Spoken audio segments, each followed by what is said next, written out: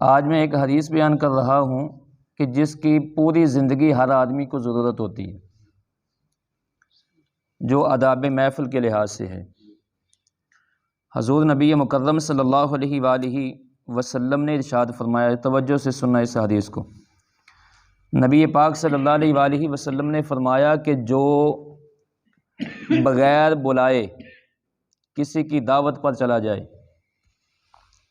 حضور صلی اللہ علیہ وآلہ وسلم نے فرمایا وہ چور بن کر گیا ہے، اور جب وہاں سے نکلے گا تو لٹیرا بن کے نکلے گا، لٹیرا بن کر نکلے گا۔ اس حدیث سے یہ پتہ چلا کہ جب تک کوئی کسی کے گھر میں کوئی پروگرام ہو، یعنی کہ اس نے کھانے کا پروگرام بنایا ہے، دوستوں کو بلایا ہے،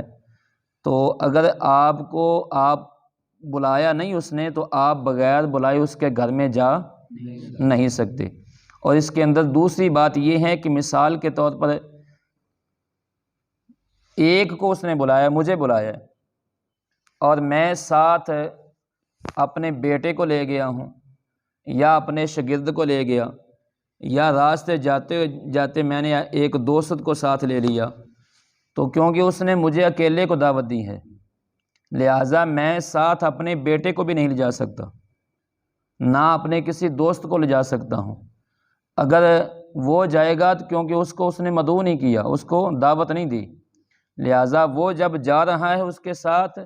تو جس کو دعوت دی ہے اس کے لیے تو جائز ہے، لیکن جو دوسرا جا رہا ہے اس کے بارے میں رسول اللہ صلی اللہ علیہ وسلم کی وہ حدیث ہے کہ وہ چور بن کر جائے گا، اور جب وہاں سے نکلے گا تو لٹیرا بن کر نکلے گا۔ اس لیے جب ہم کسی کے گھر جاتے ہیں، ہاں اگر ہم نے کسی کو ساتھ لے جانا ہے، کسی دوست کو، کسی بھائی کو یا بیٹے کو، تو پہلے گھر والے سے اجازت لی جائے کہ بھئی میرے ساتھ ایک آدمی اور ہے، اگر گنجائش ہے یا آپ کو اگر کوئی پرابلم نہ ہو تو میں اس کو ساتھ لا سکتا ہوں۔ اگر وہ اجازت دے دے تو تب آپ ساتھ لے جا سکتے ہیں، اگر وہ انکار کر دے تو پھر آپ کسی کو ساتھ نہیں لے جا سکتے، یہ گناہ ہے۔ اسی طرح یہ اعلیٰ حضرت عظیم البرکت علیہ رحمہ، آپ کی سیرت کا ایک بہت پیارا واقعہ ہے۔ آپ کسی کی دعوت پر گئے، اور جب کھانا شروع ہوا تو جو سالن بنا ہوا تھا نا، اس کے اندر کافی شوربہ تھا، پہلے لوگ شوربے والا سالن بناتے تھے، تو اعلیٰ حضرت کا جی چاہا کہ میں شوربہ پی لوں،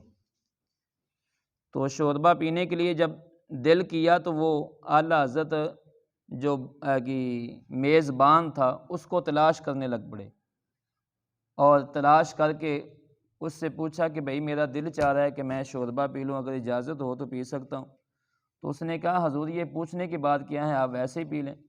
تو آپ نے فرمایا کہ نہیں، سالن جو بنایا جاتا ہے وہ کھانا کھانے کے لیے بنایا جاتا ہے، پینے کے لیے نہیں،